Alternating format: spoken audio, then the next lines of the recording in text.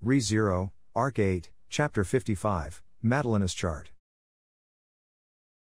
Madelyn Eschart was the youngest dragonkin in existence. By nature, due to the mechanisms behind the dragonkin's genesis, they possessed origins distinct from every other race.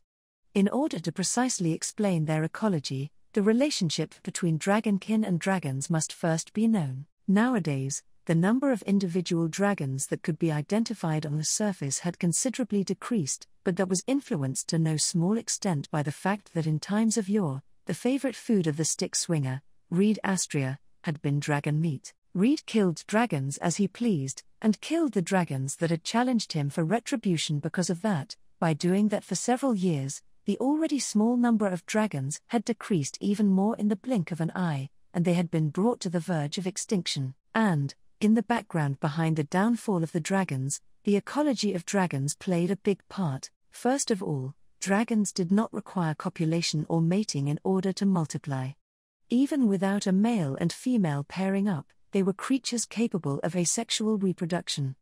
Their bodies were constructed with a large quantity of mana, and thus were fundamentally different from other races, and if a comparison had to be made, the closest thing would probably be spirits. Only, unlike spirits, which had levels such as micro, quasi, and great, dragons were dragons by birth, and there was no doubt that their unparalleled might existed at the apex of all living things. Therefore, dragons possessed almost no sense of protecting other individuals of their race, or of preserving the species. Since they were capable of parthenogenesis, they inevitably harbored little interest in other dragons.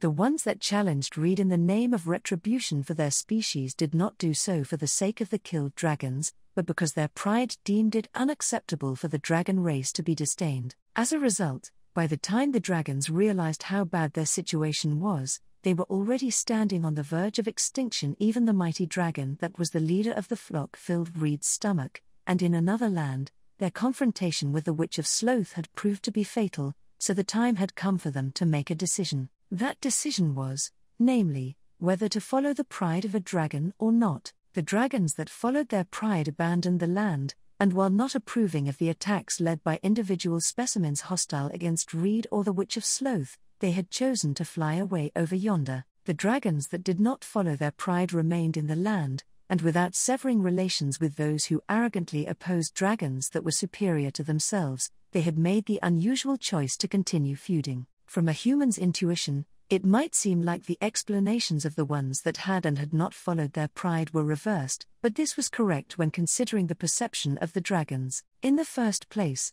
dragons were the ultimate existence that could not possibly be compared with other races. There was no reason for them to go through the trouble of clashing with other species to prove that point. For dragons, doing battle was defined as vying for survival, so if one wished to compete for victory, they would do so through the act of surviving. Therefore, those who were capable of doing so would be known as superior specimens. The line of thinking went that the dragons who could not reach that thought, instead doing battle with humans to prove an unnecessary point, clinging to the land and risking their lives, were causing dragons as a whole to be disdained, and thus were in the wrong. Therefore, the majority of the dragons departed from the land, and the dragons that yet remained were eccentrics. To put it more directly, they were treated as deviants among the dragons. At the top of that list would be the divine dragon, Volcanica, who was the most proactively friendly towards humans of the ones that had stayed behind, but the topic of that well-known dragon deviates from the matter at hand, and thus will be omitted. Thus, at last, we return to the subject of dragonkin. Going against the intentions of the dragon race, the dragons that remained in the land all acted independently. Some dragons died challenging Reed or the Witch of Sloth, other dragons lived as hermits in regions that they had grown familiar with, and another portion of dragons had become humans.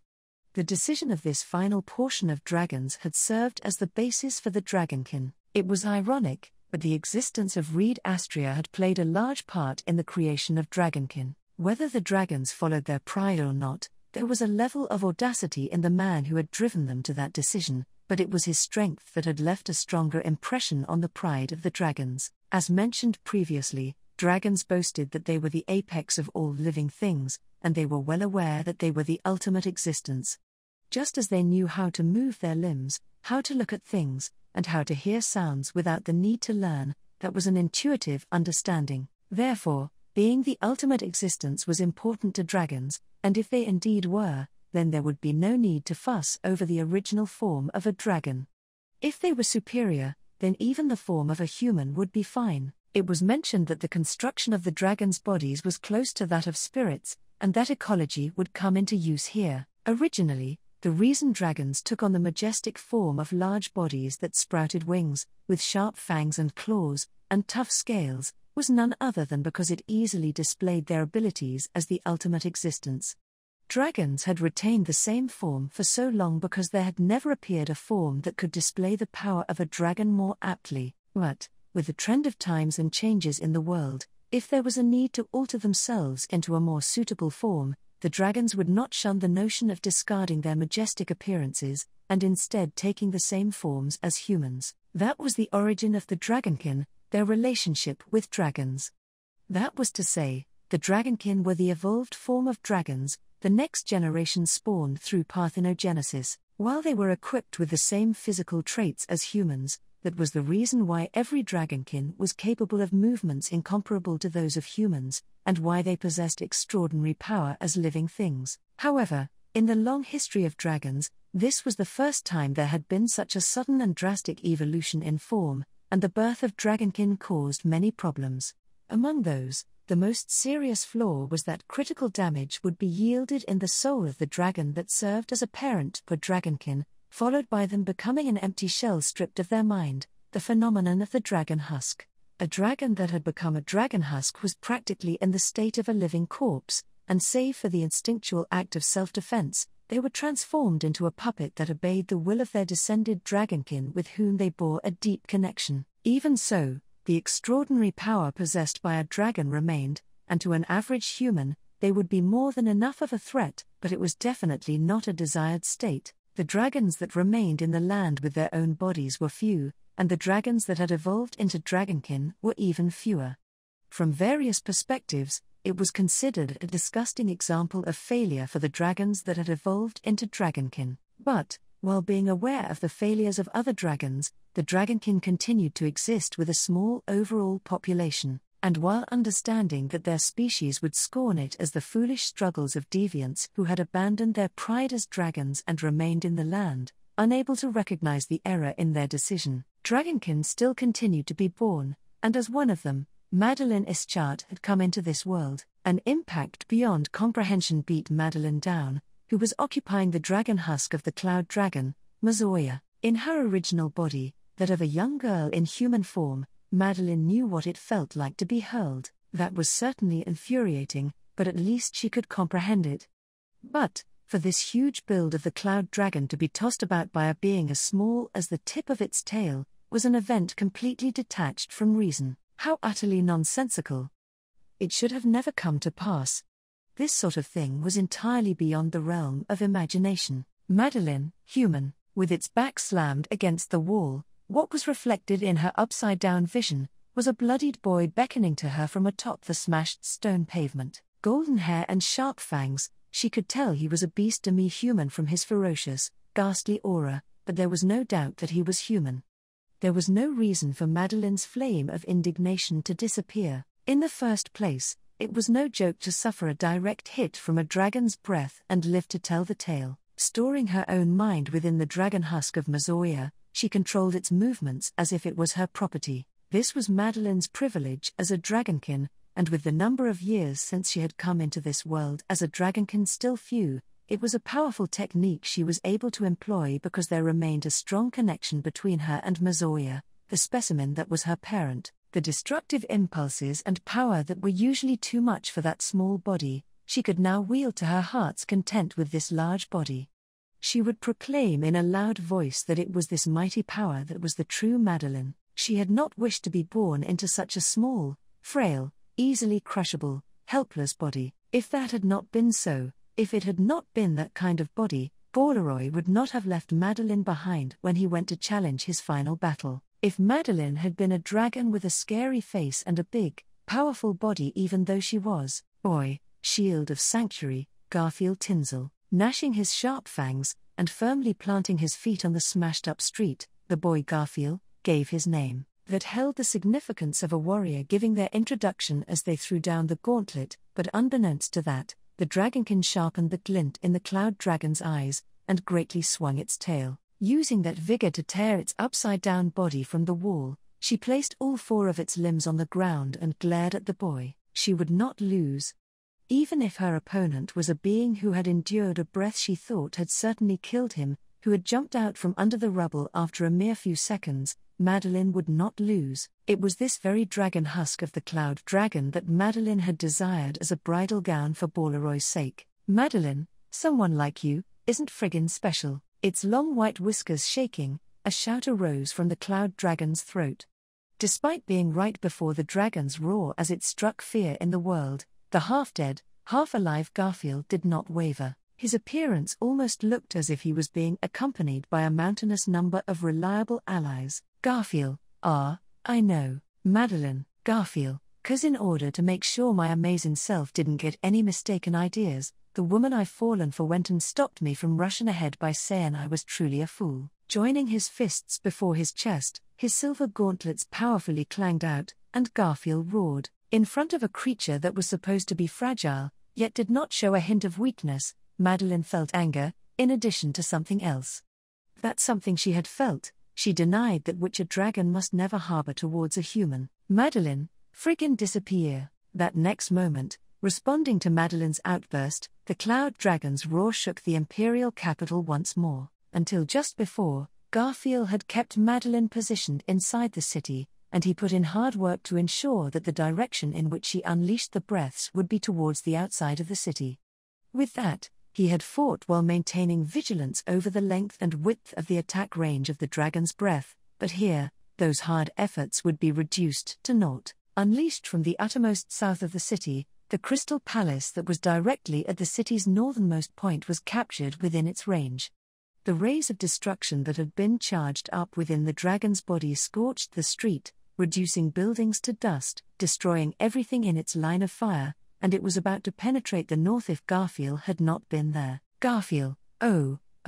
He firmly planted both his feet on the ground as if to pierce it, and raising both arms that were clad in silver gauntlets in front of himself, Garfield caught the cloud dragon's breath head-on. Even though putting up even a little bit of a fight against that would be considered a miracle, the boy was not blown away, he was not blasted away, and he managed to endure as he protected the imperial capital from destruction. The mechanism that allowed for this extraordinary strife to be realized lay in his 2 feet that were thrusted into the ground. The eyes of the cloud dragon, retaining the form of a dragon husk constructed with a large volume of mana, perceived that mana was flowing from the ground into Garfield with abnormal vigor. Garfield's abnormal recovery ability and stamina until now had likely been from absorbing power from the ground like that, but its scale and vigor had immediately skyrocketed. As proof of that, Garfield was not simply holding his ground, but while basking in the cloud dragon's breath, he advanced 1 step forward, of all things. 1 step,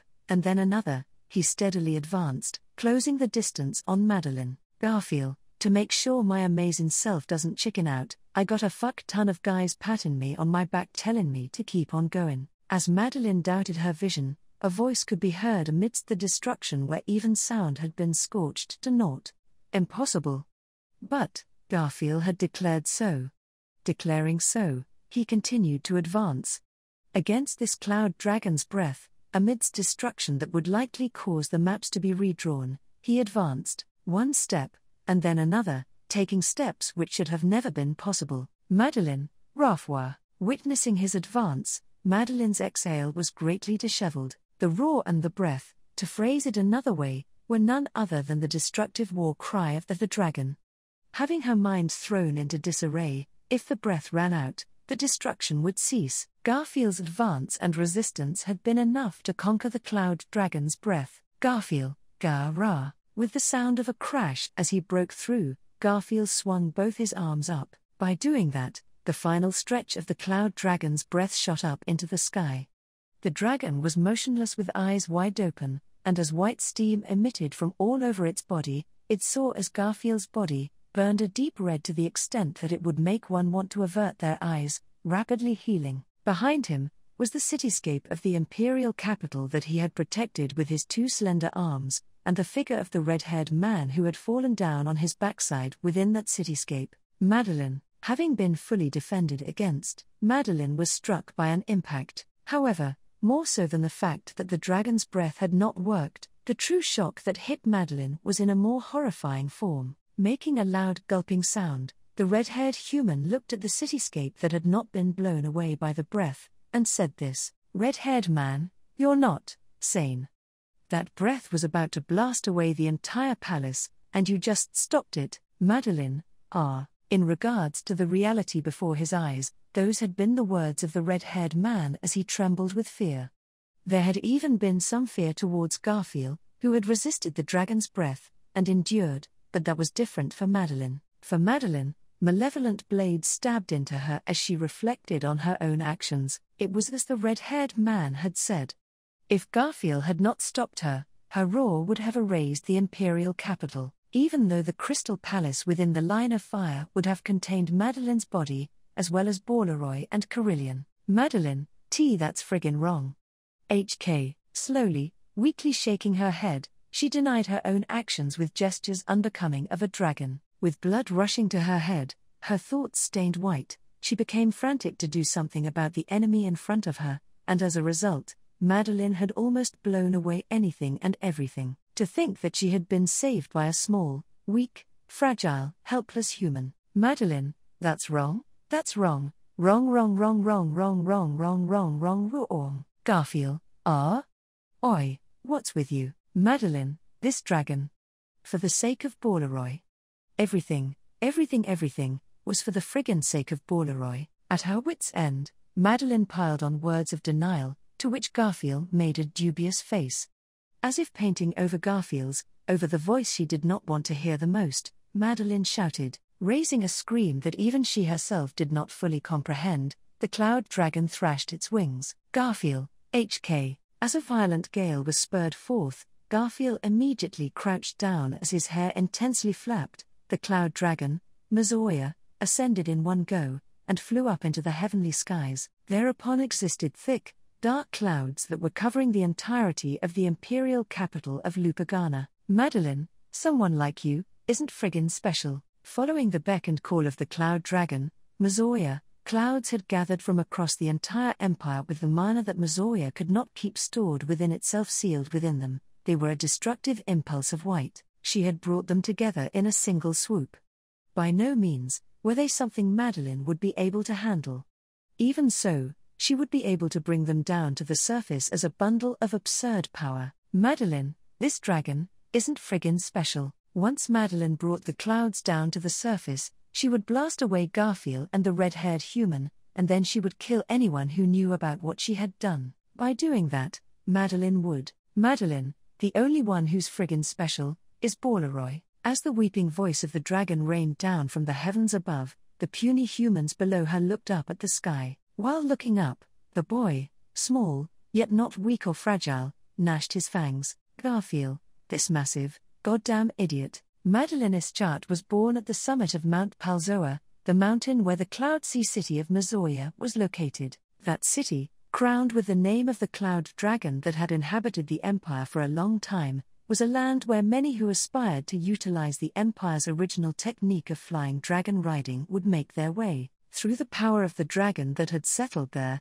large clouds wound around the tall mountain's surface all year round without ever disappearing, and the city had been built at a high elevation upon it. The mountain was the residence for wild, violent flying dragons, and the elevation of the Cloud Sea city was a place where humans could just barely survive. Those aiming to go even higher would either end up with a flying dragon's fangs gnawing into them, or return with a flying dragon egg, and embark on the path of being a flying dragon rider. The likes of the mountain's summit, concealed by the thickest clouds, had never once been seen by anybody. The untrodden summit of Mount Palzoa, that was Madelyn's birthplace, wrapped in clouds of white, in a place where, despite the presence of the sky, one could not hope to behold its azure hue. Madelyn had been born as one of the rarest beings in this world, a dragonkin.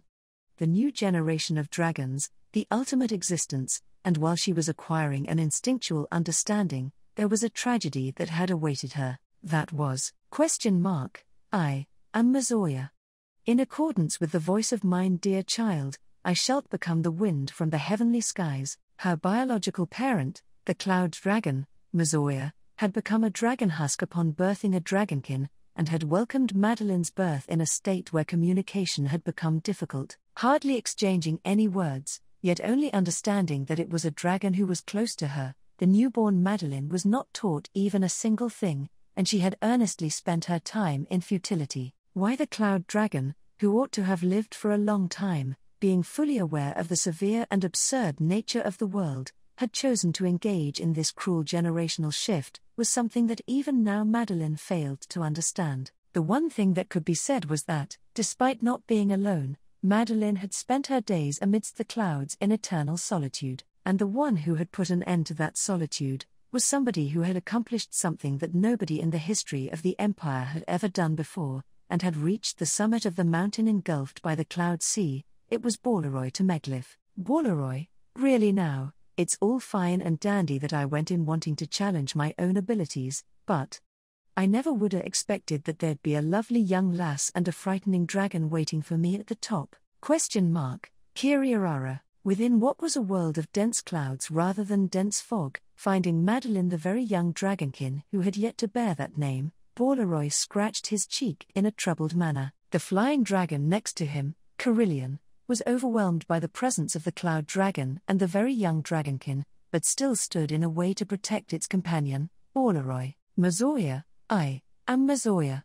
In accordance with the voice of mine dear child, I shalt become the wind from the heavenly skies. The cloud dragon, unable to say anything but those words, and only providing clouds bundled with manna as meals, had likely not rejected the sudden visitor only due to the fact that he harbored no enmity. Before Balaroy and Carillion, the cloud dragon had instinctively rejected flying dragons that had carelessly strayed from the pack and got lost in the clouds, making them disappear before they could enter the vision of its young child. Therefore, this was the first time the young child was encountering life other than herself or the cloud dragon. Young child, the young child kept silent.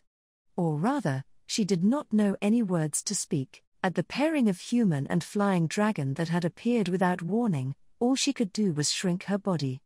The cloud dragon did not say anything at times like this, and kept its consciousness submerged in the depths of ambiguity. Of course, depending on the person's next action, the cloud dragon could forcibly remove Balaroy and Carillion in the same way it had done so for all the flying dragons that had appeared at the summit until now. However, before the overwhelming presence of a dragon and a dragonkin, Balaroy, without getting especially worked up, took off the coat he was wearing, and, Balaroy, for now, put this on, lil miss.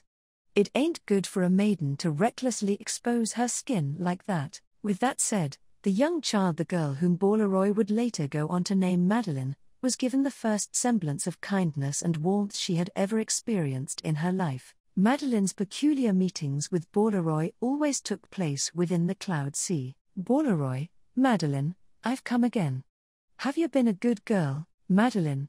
Balaroy, you are? Tearing through the thick, white clouds, Balaroy had showed up, and towards him, the young child Madelyn came running, catching the body of the girl jumping towards him. That impact and vigor caused him to tumble down backwards together with Carillion after having just landed, and despite his dizziness, Balaroy stroked Madelyn's head. Since their first meeting, Balaroy had made frequent appearances at the summit of Mount Palzoa. It was a summit that many flying dragon riders had risked their lives to challenge, yet nobody had ever reached before.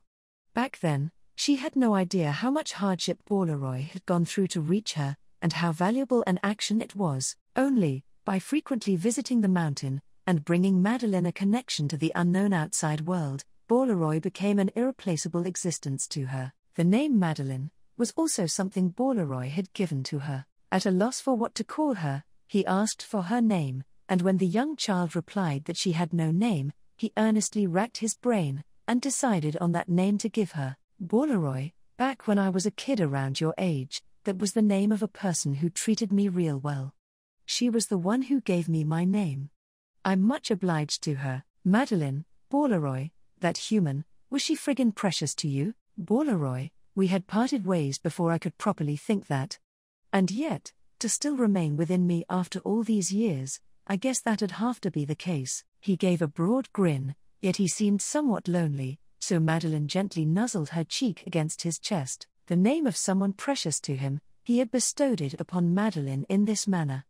In other words, it was evidence that Madelyn was precious to Bauleroy. Being thought of like that by Bauleroy caused Madelyn to feel a deep, warm emotion, wishing for more of that, much, much more of that. She eagerly anticipated her time together with Bauleroy. Wanting to converse more with Bauleroy, she diligently remembered the words of humans. In this regard, Bauleroy was also surprised by Madelyn's high learning ability, but that was, in all likelihood, a trait of the dragonkin that had been inherited from the nature of dragons. For some reason, her dialect would not disappear no matter what, but that did not get in the way of her conversations with Bauleroy. "Bauleroy, hee, looks like my judgment wasn't mistaken."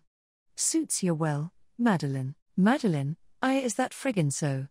"Foo-foo." Placing his hand on his chin, Bauleroy nodded in a satisfied manner, and as she did a twirl before him, Madelyn ascertained the feeling of the fluttering cloth of the clothes he had presented to her. The gentle color of the clothes seemed to be sky blue from what Bauleroy had said. It was the same color as Madelyn's hair, and it was something that Bauleroy had gone out of his way to prepare for her. In all honesty, as a dragonkin, Madelyn felt annoyed by wearing clothes like this since they impeded her movement, but that feeling vanished when she looked at Bauleroy. Giving her a name, giving her words, and giving her clothes, he had granted her happiness. Madelyn counted the things Bauleroy had granted her, and remembered them all. It was in the nature of dragons. Dragons would absolutely never forget the treasures they had hoarded. The items and emotions Bauleroy had brought her were all treasures to Madelyn. Bauleroy, "Well then, I'll come again before the moon is half full, Madelyn." As the precious, fragile time they spent together heartrendingly came to a close, Bauleroy mounted Carillion, and flew away from the cloud dragon's nest. With the promise of their next meeting in her heart, Madelyn endured the sad feelings and saw him off, leaving Madelyn behind at the summit. Just who could call Bauleroy heartless as he flew away? In the dragon's nest, enveloped in white clouds, it was not as if Bauleroy had never attempted to take Madelyn out, who had yet to see even the sky that was of the same hue as her hair, only, he had been unable to do so. Even if the cloud dragon, who existed in a vague world, had overlooked Bauleroy and Carillion entering its nest, it would not allow them to attempt to take Madelyn outside. "Mazoya, I am Mazoya. In accordance with the voice of mine dear child, I shalt become the wind from the heavenly skies." Mazoya had accepted Bauleroy and Carillion as they bore no enmity. However, as soon as they tried to take Madelyn out, it would follow its instincts, baring its fangs. In a dragon's nest, under the eye of the dragon that was its lord, there was no chance for a human to win. Therefore, Bauleroy did not take Madelyn out. Madelyn, too, did not wish for Bauleroy to die. That was why Madelyn had never once said that she wanted him to take her outside. Instead, just once, she had made him an entreaty. "Madelyn, Bauleroy, won't you friggin' stay here? Together with this dragon, forever?" Bauleroy, seeing Bauleroy's cheeks stiffen in response as she made that entreaty, Madelyn regretted it. The moment of silence that was created served as a faithful representation of Bauleroy's answer in response to Madelyn's entreaty. Bauleroy would not stay here at the summit. Outside of this world clouded in white, Bauleroy still had many things that were precious to him. Just like how Madelyn had nothing but this white world, Bauleroy had nothing but the outside world. This was a world uninhabitable for Bauleroy, for humans. "Bauleroy, I'm real sorry, Madelyn." Apologizing to Madelyn as she comprehended that, Bauleroy tried to stroke her head like he usually did. For the first time, Madelyn rejected Bauleroy's palm, and sent him away. As tears welled up in her eyes, she threw a tantrum and raised her voice, and chasing Bauleroy and Carillion away from the summit as if blaming them, Madelyn sobbed. Sobbing for 3 days and 3 nights, Madelyn regretted her own actions. During that time, she succumbed to her emotions, wondering what she would do if Bauleroy never showed up again. She lamented from the bottom of her heart. To think that the last time she would ever have seen Bauleroy was with him bearing a saddened expression, Madelyn absolutely hated that. She lamented with all her being. However, Madelyn was young, and her thoughts and imagination were naively shallow. The greatest regret of Madelyn's life came after her 3 days and nights of sobbing. That day, when the cloud dragon Mazoya had left her side, Madelyn had not been especially worried. Even though it had left her side, the cloud dragon's wings would not fly far beyond this mountain engulfed in clouds.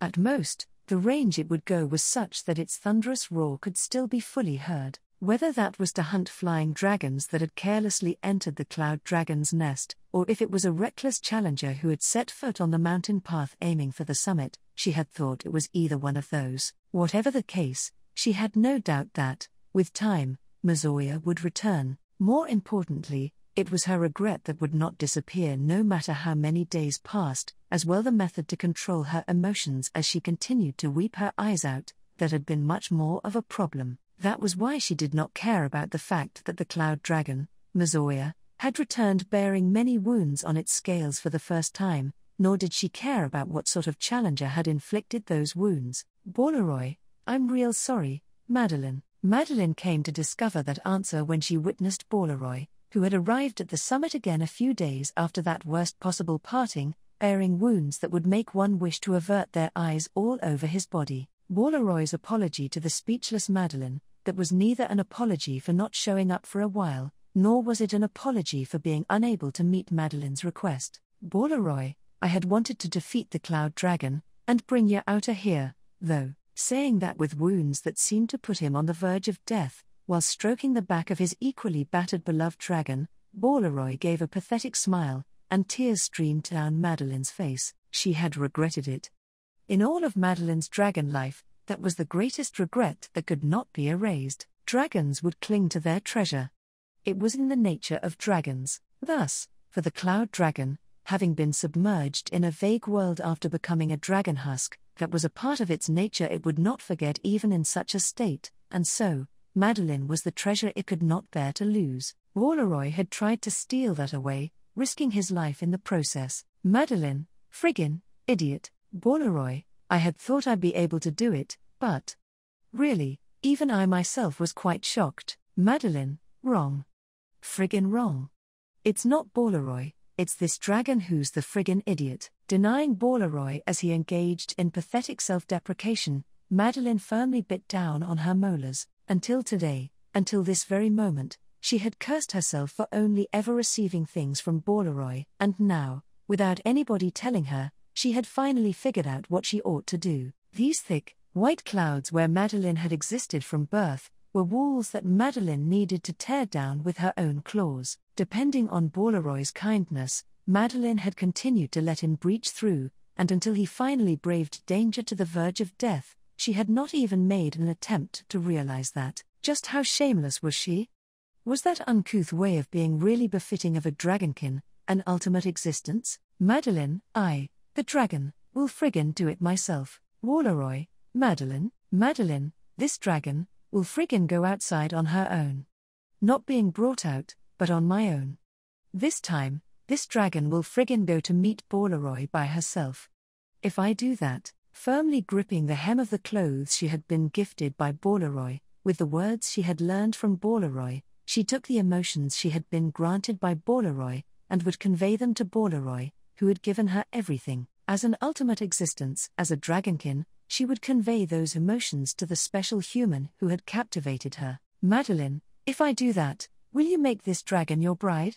Bolaroy. At Madelyn's question, a moment of silence similar to the one from earlier was born. Bolaroy's silence this time, however, was different from that which tormented the foolish, ignorant Madelyn, who had ended up sobbing for 3 days and nights, and she knew that there was something concealed therein. At that time, Madelyn could only see what she wanted to see. Even though she called out to Bolaroy, all she wanted was for him to see her. That was why? Bolaroy, I guess that'd be so.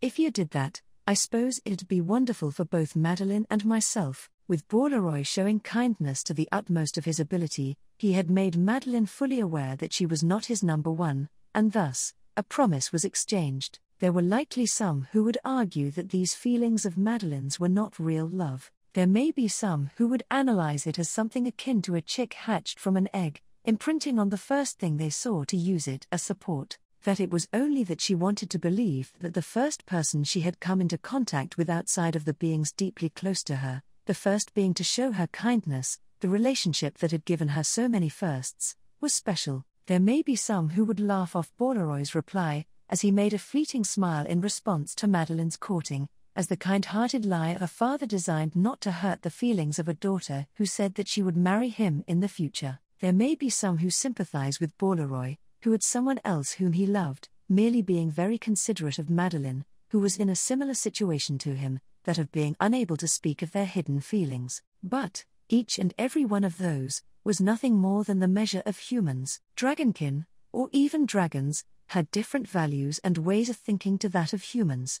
Supposing one were to deny that dragonkin and dragons were different, then it would be Madelyn's values that were unique from the rest. From her heart, truly from the deepest depths of her heart, Madelyn desired Bolaroy to Meglyph. If that was not romance or love, then Madelyn would spend the rest of eternity never knowing what that was.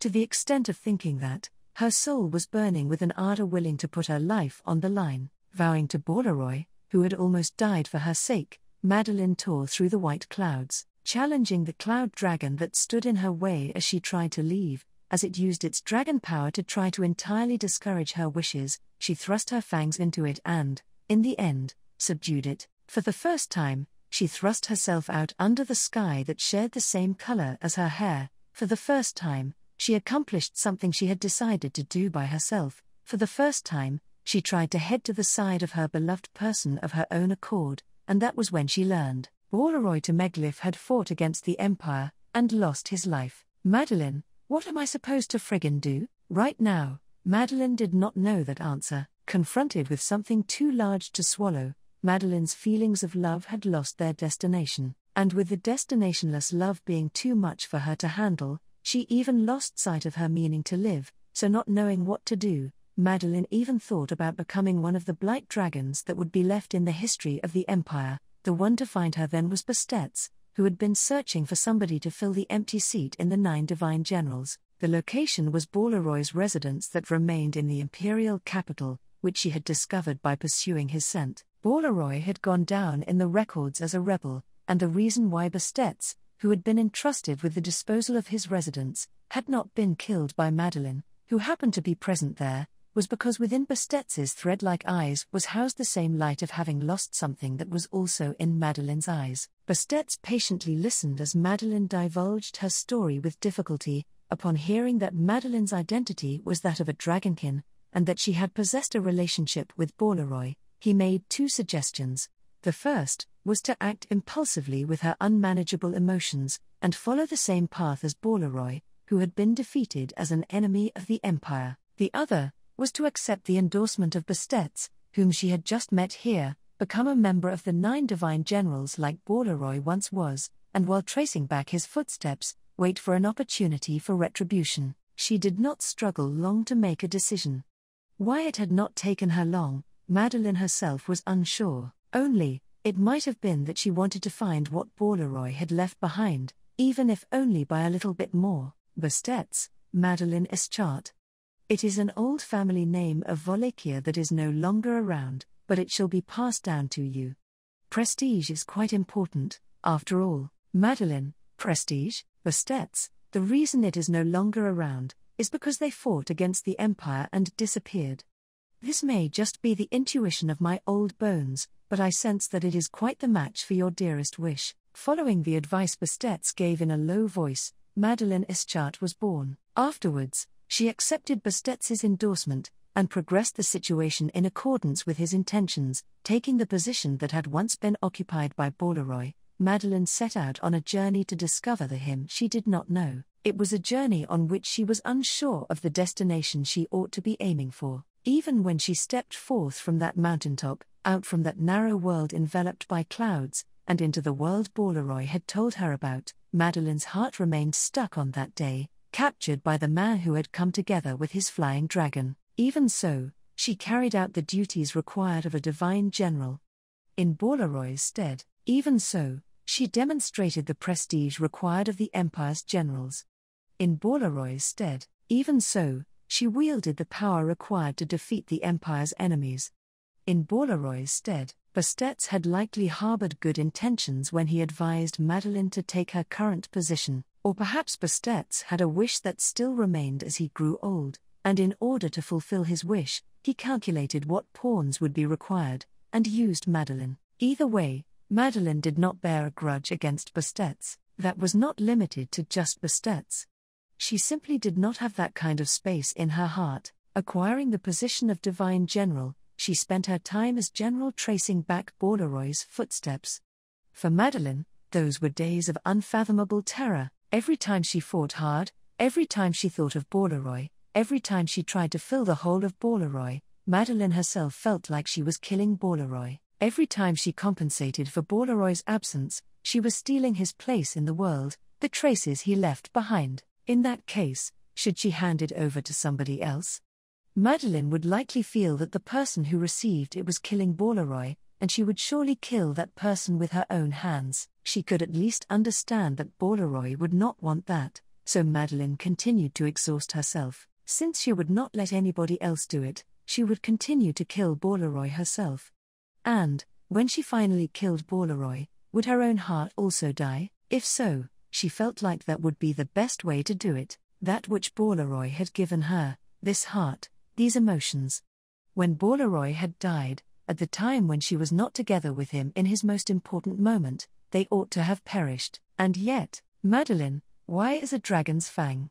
Why is Carillion's fang friggin' hanging from your neck? At the height of the disturbance shaking the empire, she encountered a man carrying the fang of the flying dragon who had died together with Borleroy. From the man who knew the Borleroy unknown to her, Madelyn heard stories of a Borleroy from the time when he was not with her, when he was not a general, and a sense of love blossomed in her heart once again. And then, as tremors beckoned further tremors, at the end of the successive tremors, it had happened. The great disaster had, without a doubt, resurrected what Madelyn had lost. Complimenting her sky-blue hair, saying that it was his favorite color, he stroked her head. He gave a gentle, soft smile that caused her chest to tighten upon seeing it, her unfilled promise with him. She had wanted to embrace him under a clear sky, in a place with no clouds in the way. Madelyn had finally come into contact with Borleroy somewhere outside of that mountaintop. Even so, thick clouds still hung over the sky, and the world was still covered in darkness. Madelyn, what am I supposed to friggin' do? Madelyn had no idea what she should do anymore. She felt so much love, but for anything outside of that, she knew nothing at all. She did not want to know, either. A vortex of dusky clouds gathered in the sky with the cloud dragon as its center. While looking up at that from the ground, all the hair on Garfield's body stood on end, and the blood flowing through his body boiled. An impulse from his instincts struck his brain. Having endured the dragon's breath, his body was in the process of rapidly healing from the heat wave that had scorched him. But the destructive black clouds acted to entirely veil the heavens, and within them was concealed such excess power that Garfield's regeneration, and even the waning cityscape of the imperial capital that he had desperately protected, would all be reduced to naught. Garfield, them huge clouds, the whole fucking lot of it's made out of the dragon's mana. It was a concealed trick that had not been detected until Mazoya stirred them about, causing them to change their nature. The trump card of the cloud dragon that had been audaciously hidden, was currently bearing its fangs against him like this. However, what was causing Garfield's heart to tremble was not the destruction that would be brought about by that cluster of mighty power, but rather the state of the cloud dragon controlling it. The cloud dragon, Mazoya no, he generally understood that there was a different being inside of it. For a dragon that had lived for however many centuries, soaring through the skies of this world over its long life, its words and actions were far too lacking in dignity. That was an intuition of a completely different type to that of strength, and it was something that Garfield understood since he knew Yazoo, who, contrary to her youthful appearance, was of a personality that had lived for a very long time. At the same time, Garfield really felt how truly incredible Subaru's order was. Garfield, Captain, you really told my amazing self to go ahead and fell the dragon flying in the sky. Being pushed on the back to go and fight head-on against a dragon, a being that was the strongest life form in the world, The fact that he was seen as reliable enough to be entrusted with that duty was absolutely tremendous. The power he was granted by that had provided enough energy for Garfield to return to reality from the incomprehensible theater he had seen while on the verge of death. But, in a true sense, there was another meaning in Garfield being sent here. He did not know whether Subaru had aimed for that or not. Either way, it mattered not. This cloud dragon, Mizoya, needed to be faced by Garfield. That was the sort of enemy it was. The reason was, Garfield, you're straining yourself and crying out, begging for someone to protect your world. As Mizoya cried out, recklessly scrambling power together, it brought about a terribly unpleasant feeling of shame within Garfield. In the past, Garfield had erupted on his surroundings with the same rage and anguish that Mizoya currently harbored. Back then, his friends had stopped him through sheer force, so now Garfield had his current position and resolve, as well as a strong body with two legs to firmly stand upon. Naturally, Garfield and Mizoya were of different positions, circumstances, and even races. That was why Garfield could not necessarily use the same solution on Mizoya. But, however, there was no basis that he could not use it. In order to ascertain that, Garfield had no choice but to make it lower its fangs and talk, much like what had been done for him. For that purpose, Garfield, HK, looking towards his hectic surroundings, Garfield forcefully gnashed his fangs. The protective wall was on the verge of collapse, and the previous breath of the dragon had scorched the imperial capital, bringing it to a state of partial destruction. Even if he wanted to reach Mizoya, Garfield could not reach all the way to the height of the clouds. That was why Garfield gave up on the idea of doing things by himself. Garfield, Pops, Heinkel. Garfield looked back with an altered expression on his face, and in his vision, he saw Heinkel dumbfoundedly looking up at the sky, his backside having fallen down smack on the ground. The blue eyes quivered, their focal point blurred, and as Garfield saw himself reflected within them, he grabbed both of Heinkel's shoulders. Garfield, lend me a hand. I need you to do something to send me flying all the way up there. Heinkel, fly. Flying? Flying, you say? What the hell are you saying? There's no way we could ever do something like that. Just how fucking high up do you think that is? As Garfield yelled a request at him, Heinkel widened his eyes, and also yelled back a reply. While trying to shake free from the hands grabbing his shoulders, Heinkel pointed overhead. The thunderously stirring clouds shifted in hue, as if swallowing the color of the sky that lay beyond the black clouds. The color of the heavens was transformed into a purple, tinged with azure, while Heinkel pointed at what could only be described as a natural disaster, with his face pale. Heinkel, it's already over. Garfield, I ain't gonna let it be over. Heinel, HK, Garfield, I ain't gonna let anything end here. Both my amazing self and Pops, we can't lose. Firmly grasping his shoulders so that he could not shake the hands off, Garfield made a powerful appeal to Heinkel. Gulping down a breath, Heinkel's cheeks stiffened. As his trembling finger pointed to the sky, the man's opposite hand still remained gripped to his sword, and Garfield had decided to believe in him. Garfield, there ain't no sense of reality right now. I know that, Pops. It's just like it's the end of the world. Narrowing his eyes as he muttered, with the ruin that had taken the form of a vortex of clouds high above him, Garfield stared at the skies of the different battlefields in the distance, and nodded. It truly seemed that every single location was a Tenozan that Subaru had spoken of. Piercing the clouds in the north of the imperial capital, an iceberg plummeted downwards. In the northeast, there were flashes of a sword severing the very world itself, reaching the ramparts, and even the mountains beyond them.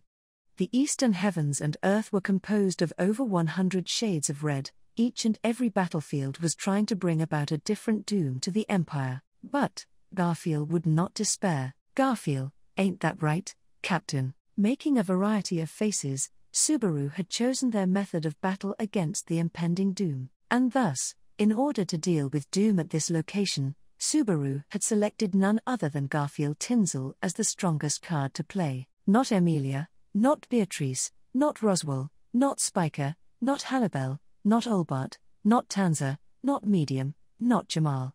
He had chosen Garfield. Garfield, facing the dragon, Sword Saint Reed laughs and draws blade. Heinkel, don't lump me in with that crazy ancestor of mine. Garfield, there's no running from Reinhard. Heinkel, don't bring up that name. I'm Garfield. Heinkel, I'm at that place where heaven and earth were about to meet their doom. Heinkel covered his face with the hand that had been pointed to the heavens, and spilled that out in a feeble voice. The words that lay beyond, Garfield did not know. By some chance, perhaps Heinkel himself had yet to discover what lay beyond those words. In that case, Garfield, Pops, together with my amazing self, let's go and unlock the following words that you can't seem to get out. Would imagining it even be possible? The vast sky extended endlessly in all directions, and the clouds that blanketed it completely were all reduced into a hail of bullets and a forest of blades. The sight of that pouring down would be as if it were the end of the world. Even now, that was what was on the verge of occurring. However, different from the impression given by the phrasing of a hail of bullets and a forest of blades, the clouds of destruction bringing doom upon the world were not widely raining down across all the vast lands of the empire, but rather, having been centralized in one swoop, they were about to all pierce one concentrated area. The vortex of black clouds twisted into a helix, forming an enormous cone that weaved into the heavenly skies. That mighty shape was warped and ominous. However, in the one aspect that it was intended for destruction, there indeed lay beautiful. Spreading its white wings in the heavenly skies, the cloud dragon held its arms aloft, bringing about that structure of demise. Contrary to its large build, the dragon cried out like an infant as it unleashed that from its hands. Cloud dragon, friggin' disappear. That teary voice, whether it was directed to somebody on the surface, where destruction rained down, or if it was directed to the surface itself, which would likely be unable to withstand it and would be blown apart, or if it was not aimed at anybody or the surface at all, and was instead a punishment it was imposing upon itself, was unclear. No matter the case, the result would be the same. There were no means of defending against a trump card that had been prepared over a long period of time by a dragon. The ultimate existence, nearly the entirety of the southern half of the imperial capital would be blown away, incurring many casualties, and carrying out the intentions of the great disaster. The fall of the imperial capital, in regards to the disaster, would signify the total defeat of the empire, and the unhalted hosts of undead would engulf the ruined land, heading for the remaining countries with their fervent vigor. Thus, the world would be drawn into a chain of calamity that knew no bounds. That would be the unshakable conclusion for a world fallen into demise. It was an ending that none save for some witch, a manifestation of curiosity, would be pleased with, and the only ones able to negate it would be the undersized, yet courageous warriors that plunged towards their imminent demise. Courageous warrior. Feeling the presence of the vast lands within his soul before he took off, the courageous warrior gathered as much strength as he could, and coursed it all throughout his body. His legs, having been firmly outstretched, rode atop a sword that remained in its sheath, and right after a moment of power equilibrium, it ferociously swung upward at full strength. That had been an outstanding blow. It was not wielded against the dreadfully mighty dragon as an opponent,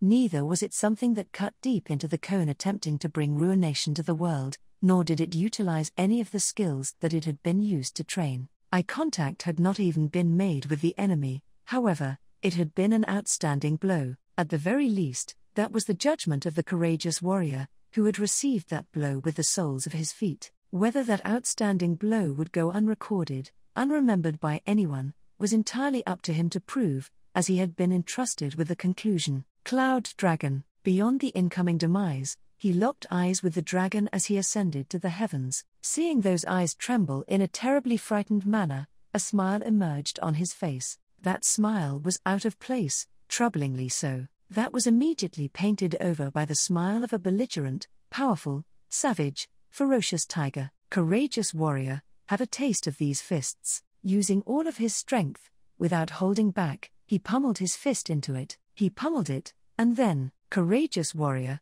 let my amazing self hear your story.